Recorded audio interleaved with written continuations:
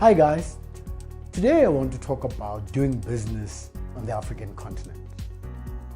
Africa is open for business. There are massive opportunities opening up in different markets for those discerning investors who can see opportunities on the African continent. There are, however, some companies that went onto the continent and did not really get the results they wanted. Some of them made huge mistakes. What I want to talk about today are what some of those mistakes are, in order to make sure that other companies don't make the same mistakes.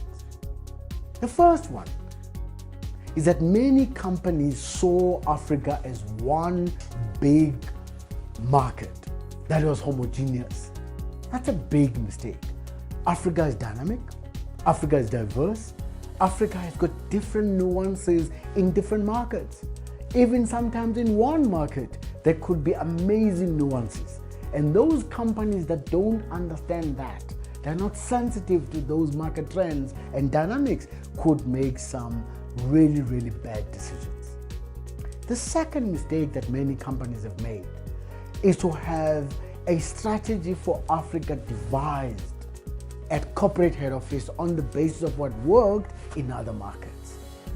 That's really fatal, because one does not understand what is happening on the ground, doesn't get feedback from colleagues on the ground and from the customers and clients on the ground, and one simply wants to impose a strategy that was devised at corporate head office. That really will not work. The third mistake that companies have done is an over-reliance on expatriates, particularly expatriates from the home office, who then come in with preconceived ideas in different markets and really cause a lot of friction and tension with the local teams, local regulators, and so on. That really is past thinking. New thinking has to be really different, it's going to be evolving. The next mistake that companies have done is not really spend time on the ground, understanding the changing market dynamics. Sometimes companies rely on reports written, sometimes by people sitting outside the different countries, and not really understand, speaking to stakeholders on the ground, what is happening in those markets.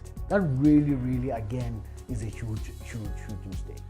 The last mistake is where companies don't understand the cultural, linguistic, and sometimes religious nuances of different countries and markets.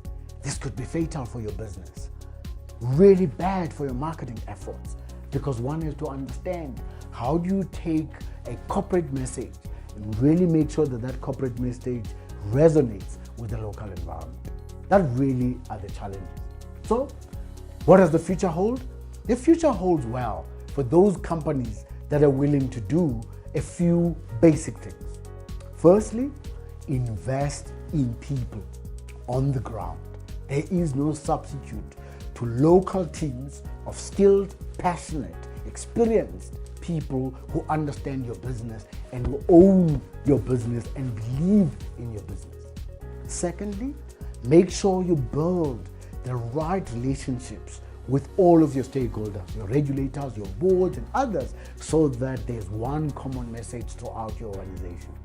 Thirdly, it is important that the market dynamics, the changing environment in those markets, is able to inform your strategy, so that you take what is in the interest of the corporate at a large scale level and you marry it with the nuances of what is happening on the ground. The last one is to make sure that you understand the risks that are there in every market. Quantify the risks, understand them, and then success will be there for you. So, ladies and gentlemen, Africa is open for business. And those companies willing to see Africa's success beyond the headlines will be able to benefit. Africa's success is hidden in plain sight. Only those with the foresight, with the courage and the wisdom to be able to make the right investments will really reap the benefits of their investment. So Africa is open for business. Is your business ready for Africa? Are you ready to play your role in taking Africa forward? That is the challenge that we all have.